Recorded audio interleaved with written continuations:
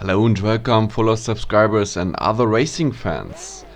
Today we are trying to make or explain a setup for the Aston Martin v12 Vantage GT3 at Bathurst. I did want to make a long version of Setup 101 for that for you. However, I noticed I already had a setup for this car on this track. I think I was like hot lapping or something like that earlier with it, and I saved a setup and I tried it and it was actually not that bad. So I didn't want to start from scratch again. No, I wanted to improve that setup, and well, I did that, so I can't develop it with you. So we are doing just a short version of a Setup 101, going through the options, and I explain why they are there.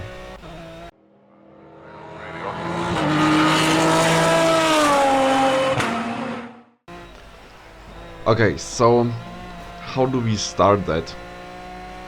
First of all, I have to say Bathurst is a track where we have a huge loss of power.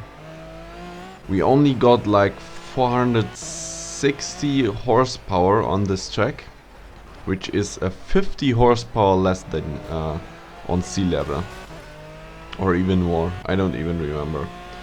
So that means setup needs to be some kind of different, especially regarding the differential and the gearing settings. However, you know, our options are limited here, so let's just start with that. Can already tell you that I'm using the longer gears. It's not per se faster than the shorter gears, but of course you will have the advantage of top speed. With the shorter ones you are missing like 10 kilometers per hour at the end of the straight, and this is bad for overtaking, of course. Although keep in mind, whatever you want to do with the car and with the setup, with the shorter gears you're definitely much faster on the mountain, because you have much better gearing and better acceleration. But yeah, speaking of acceleration, let's directly come to the differential, because you can't really change too much there. Bathurst, a track with many bumps, and we can't get the car completely settled, so it's important that you don't get wheel spin on every corner. So I set the limited slip acceleration lock to 5%. If that's too much for you, you can even set it lower. It's especially good in turn 2, the uphill corner, the uphill bend, because you will always get some oversteering problems there. Also, pCars, like we are setting the limited slip deceleration lock to 100%. That's more preparation than law, of course. I don't like the car to get too oversteery when I go off throttle, as I'm going off throttle quite rapidly. That's just my driving style. If you are much smoother, then you can use lower values, but I wouldn't go below 50%. Limited slip a preload as well, 20 Newton meter. Quite low for the car, but we want to have a very smooth experience when operating it. So what else is important? Two things which also correlate with each other: downforce and ride height. So how to explain that? I want to have low downforce settings. 0 and 3 is what I came up with. You can also use 0 and 4 probably. So this is a low downforce. Again, like with the gears at this point, you can also drive 1.7 or 1.6 downforce. It's also working, and it's not much slower on a lap. However, as I'm always optimizing my setups for races, low downforce allows you better usage in the race because you get more top speed and you can overtake. Because as you all know, on the mountain you can't overtake. It's just not possible, not safely possible, let's say it like that. So you can only overtake down the straights, and this is done with low downforce. Just to explain that, so you understand it. Imagine you are like 1 second quicker on the mountain, but you lose 1 second on the straights. You have the same lap time as with low downforce. The 1 second on the mountain where you can't overtake, you are approaching someone. And this guy drives a low downforce setup. You're coming close to him, and you can't overtake. So you're losing that second because you're hanging behind him. And well, after all, that was all for nothing, yeah. You might have some nice laps when not being behind someone, but it's better to have the low downforce, so you can keep up with him on the straights and also keep up with him on the mountain, so you don't lose time there. And they probably also can't overtake you very easily on the straights. We are topping out at 290 here in the Aston Martin. There is not much quicker. Not many cars are quick, I wanted to say. Like the SLS is quicker, but I think then we are pretty much at the limit.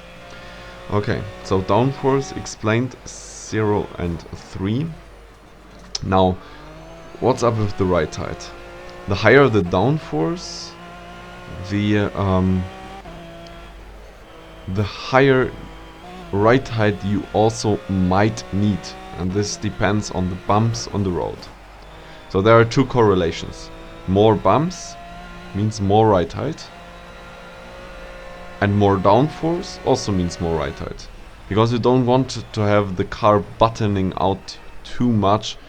That doesn't help you with stability of the car. So special situation here in Bathurst, we have low downforce, so we could go very down with the right height. However, we also have so many bumps, and they are brutal bumps, and they throw you off like crazy. And the second corner and the uphill band, wow, you need to have a little bit higher right height. However, I tried forward, backward and stuff like that, and I came up with 2 millimeters above minimum. As you know, last setups we always set the right height pretty much to minimum, as it gives you much better driving feel and corner speed in the Aston, and the minimum isn't that much or that minimal. It's still quite high, we have to say. Like 60 millimeters is the minimum in the front. But as I said, we go up 2 millimeters, and that pretty much helps with going through most of the corners. I tested it with low fuel and with high fuel, and with 80 liters it's still okay. If you go full complete full fuel, 106 liters, you might increase the right height by 1 or 2 millimeters overall again, or further. Good, so that's it for downforce and right height. Let's come to another topic. Let's take the sway bars now. Generally on bumpy tracks like Brands Hatch and Bathurst, I'm putting in very low sway bars, very soft sway bars. It always helps to keep the car on track over the bumps. And also we have to say, here at Bathurst, There are corners with high speed, but they are still okay with low sway bars. The advantage of a more sway bar, which gives you higher corner speed in general, the advantage goes away with the bumps we have. So if you improve your line, you can still have the same corner speeds with the low sway bars. And I put in 5 Newton per millimeter in the rear. It really helps. It induces quite some understeer, I have to say, of course, with low fuel. But it also takes away too much oversteer with more fuel. It's a compromise. I'm quite happy with 20 in the front and 5 in the rear. So what do we have? Camber, you know the topic. Don't use camber in project cars. The advantage of zero camber for traction and for braking power is still there. Not much of a disadvantage for cornering speeds. So zero camber overall.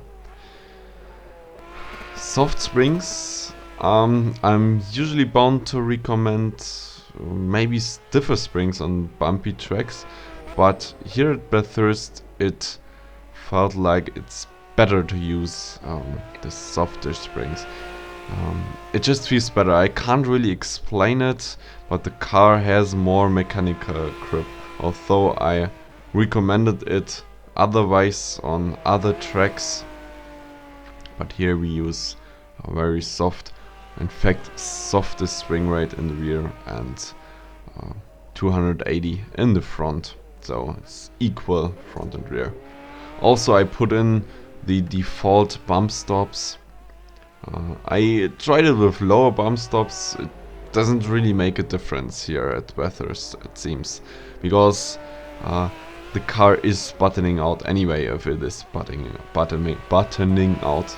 So it's better to raise the ride height if you have problems with buttoning instead of increase bump stops. But I think 25mm are still okay, so we can use that. One thing, I increased the toe-in angle.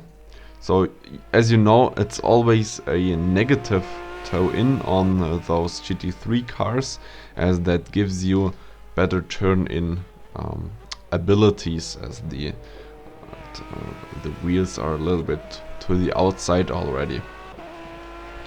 So from minus 0.1 to minus 0.2, not the biggest change, however it helps to get a little bit more turn in, which is crucial, not because the corners need it, but the reaction.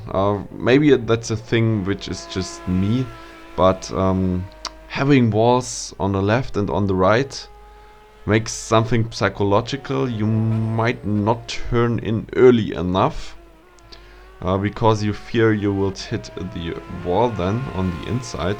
So you can turn in a little bit later with more toe in and still make the corner with that, because the reaction is just quicker. At least it feels like that for me, and it should. So what else do we have? Dampers. Can't really explain much to that. I made them softer overall, like 2 or 3 clicks. Then I made the fast bumps another few clicks softer, and after that I made only the rear fast bumps to the softest option available. Yeah, it helped me in the downhill section actually. The car is much more stable downhill now, so I would recommend to use that, as it seems to make the car quite stable. We don't use a big caster here, same reason as we use a little bit more toe in. We need the reaction of the car. It's not necessary that we have a very stable car, as I would recommend you on Spa like a bigger caster, as you have a a very wide track there and it's better to have a stable car than a reactive car. No, here we need a reactive car. We have not much room on this track. 6.4 degrees, still not the lowest value possible, but it's a beginning. So the other settings left should be like always. Brake pressure with ABS, we increase it to 100% and I increase the brake balance to 61%, as it gives you a little bit more stability going downhill when braking, but it also depends when you are braking there, so keep that in mind. It's more important where you brake downhill than your brake balance or your brake settings. Brake ducts at 50% seem to be optimal for long runs.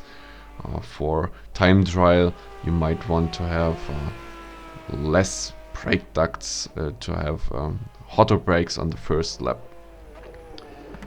And the pressures, well, I made them so that they are okay for 20th April at 10 in the morning.